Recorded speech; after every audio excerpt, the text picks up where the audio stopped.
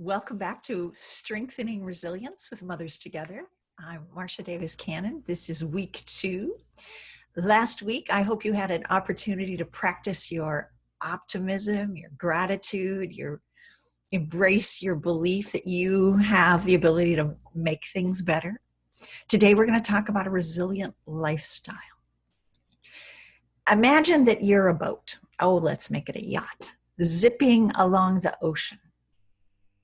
And all of a sudden, you get grounded on some rocks. Now, we could focus on the bad driving or the rocks, but there's another place we could look. Because if the water level was higher, we could have skimmed right over those rocks. How's the water level in your life right now? When we're looking at the rocks, things like the pandemic and having your spouse underfoot all the time or schooling from home, those are challenges in our lives. But if the water level is higher, we can go over those things, tolerate those things without nearly so much of a disturbance. What lowers this figurative water level in our lives? Exhaustion, hunger, loneliness, fear, helplessness, stresses of all sorts. But there are also things we can do to raise the water level of our lives. And that's what we're going to talk about today. Things like getting enough sleep, eating well, having a supportive community and a spiritual practice that feeds us, getting our needs met, playing. We're going to divide the resilient lifestyle into 3 pieces: physical activity, a creative outlet, and self-care. Let's start with physical activity. That might mean exercising. It might mean time in nature. It might mean sports or hobbies. So exercise is a little harder to get than it used to be, but there are still ways to get it. You can walk around the neighborhood. You can go for a hike in the woods. At least those are open. This is my new favorite form of exercise. I landed a free trampoline on Nextdoor, dismantled it, hauled it to my backyard, and built it back up again. And now when I've been sitting too long, I will go jump and just feel the euphoria return to my body. Of course, I got it for the grandchildren, but I jump on it almost as much as they do. Do you have a favorite form of exercise that you can do even when the normal outlets you had last year might still be closed? Moving our bodies is fundamentally important to building resilience. It's hard to find verses in the Bible about going to the gym, but the Proverbs 31 woman, who was our role model, right, set about her work vigorously, her arms strong for the task, so I have to believe she got some exercise. Time in nature might be another route. You might be able to combine exercise with time in nature and do a hike. But even just being in nature has an effect on our bodies. The Japanese talk about forest bathing as something that's desirable. Just being in the ambiance of a forest changes the stress levels in our body.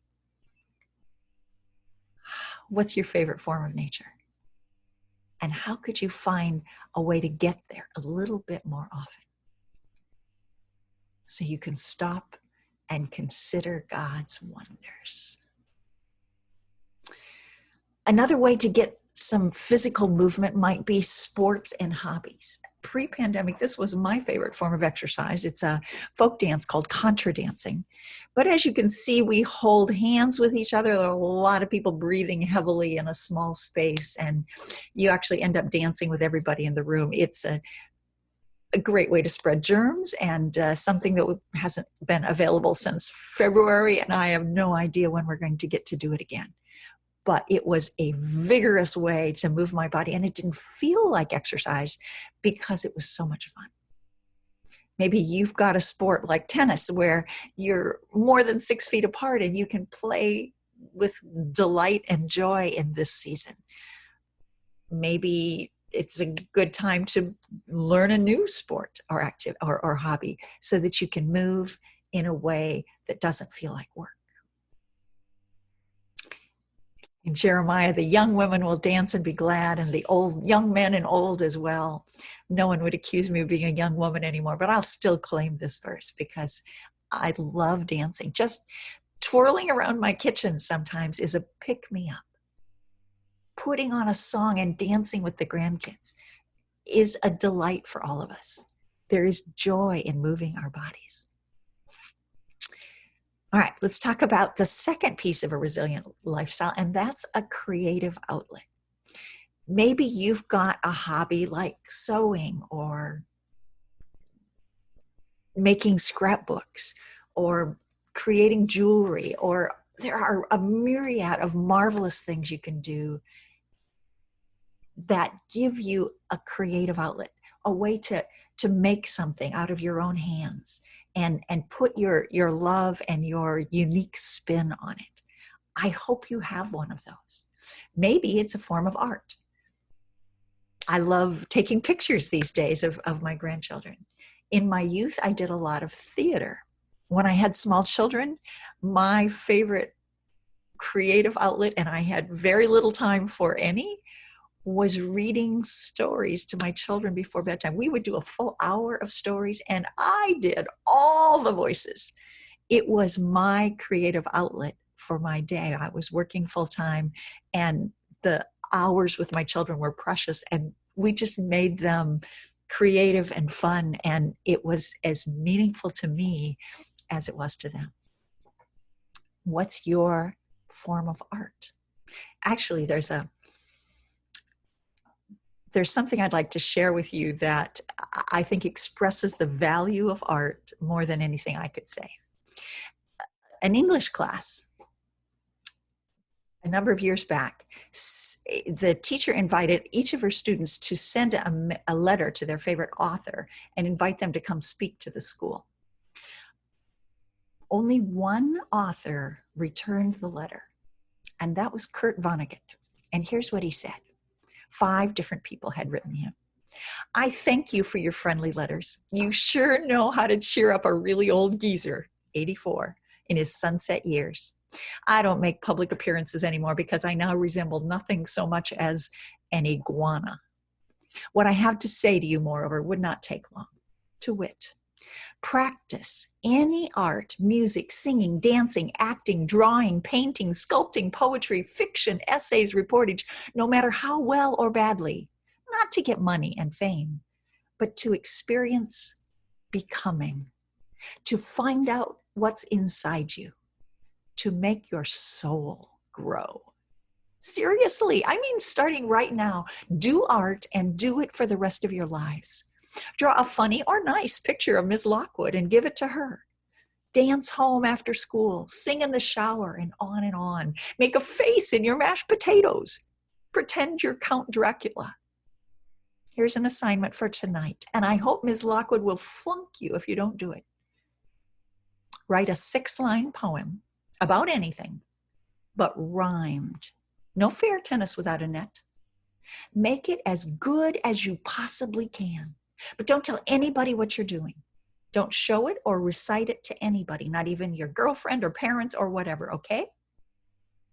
Then tear it up into teeny-weeny pieces and discard them into widely separated trash receptacles.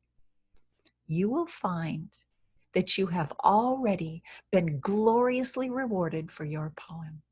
You have experienced becoming and learned a lot more about what's inside you, and you have made your soul grow. God bless you all. Kurt Vonnegut. There's my justification for encouraging you to pursue art, whatever art is right for you. And the third form of creativity that I want to talk about is writing. And this is probably the art form that I have put the most into and that has fed me the most. There are lots of different ways to do writing. I do a lot of something called free writing, which is just letting the thoughts flow out of your mind in onto the page without regard for spelling or punctuation or forming a perfect sentence. It's a great way to just get what's in my head out on the paper. I, after my cancer journey, joined a writing group through a local cancer center that did writing for healing. There is an amazing amount of scientific evidence now that writing can help us heal from trauma. Right after I left corporate work, I took a course on prayer journaling and did prayer journaling for a number of years, where in my daily Bible reading, I would pick a verse that spoke to me and write it down and just examine, what was it telling me? What was the message I should get from it? What could I do as a result of hearing this verse? But the thing that actually got me into writing every day after having children was the writing one sentence. One of the gifts I got when my second child was born was a big calendar with inch plus squares for each day.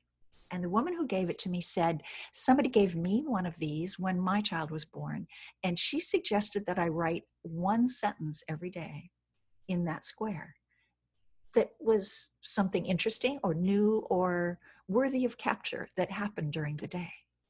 And I thought, well, I am so busy, but I have time to write one sentence. And so for that entire year, I wrote one sentence that either my baby or her 3.5-year-old brother was doing on that day that I wanted to remember. At the end of that year, I got a pocket calendar that had room for 3 or 4 sentences. And so I continued for another year writing every day. And so that time my baby was from 1 to 2 and her brother was from 4 to 5.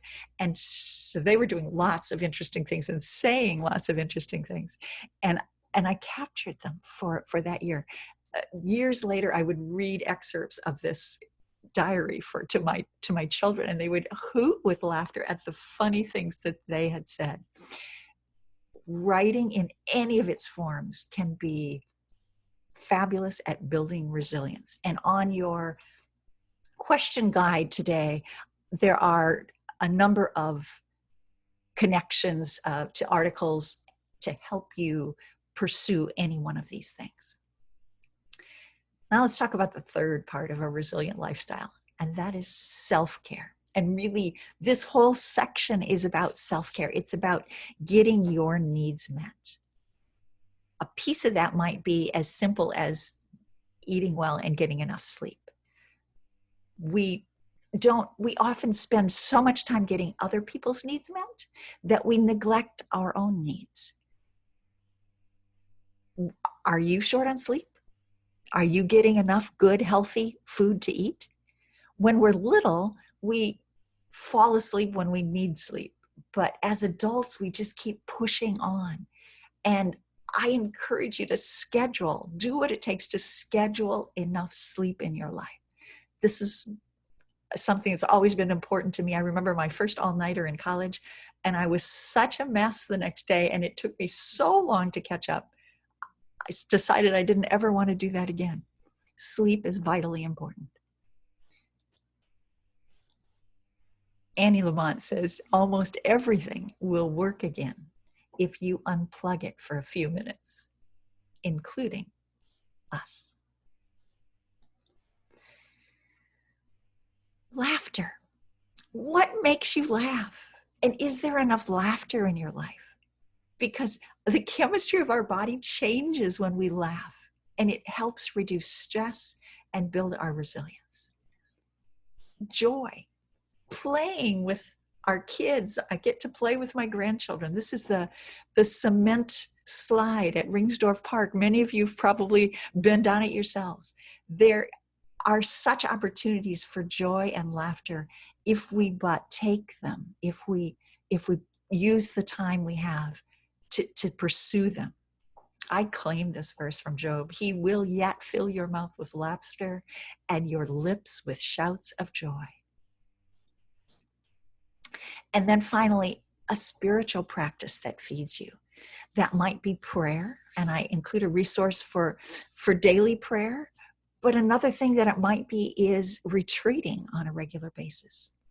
I prayed every week from when my youngest was in 4th grade until after she was graduated from college and a mother, in a Moms in Prayer group. And that was such a nurturing thing to do, not just for my children, but very much for me. And the people that I prayed with became dear friends. One of them, we were going to spend the day together, and she said, I'm going to kidnap you, just go with the flow. And she took me on my first silent retreat. We went to the beach and just spent time separated in silence. I had never experienced that before. The second time she invited me, she didn't need to kidnap me. I went quite willingly. And by the end of the second one, I said, I want to make this a part of my regular practice. And we were blessed to go on a silent retreat together every month for 8 years. And it fed my soul in powerful ways. One of the resources I'm giving you is how to create your own silent retreat. Whatever works for you, whatever feeds you, whatever connects you to God, I encourage you to pursue a spiritual practice that will fill you up.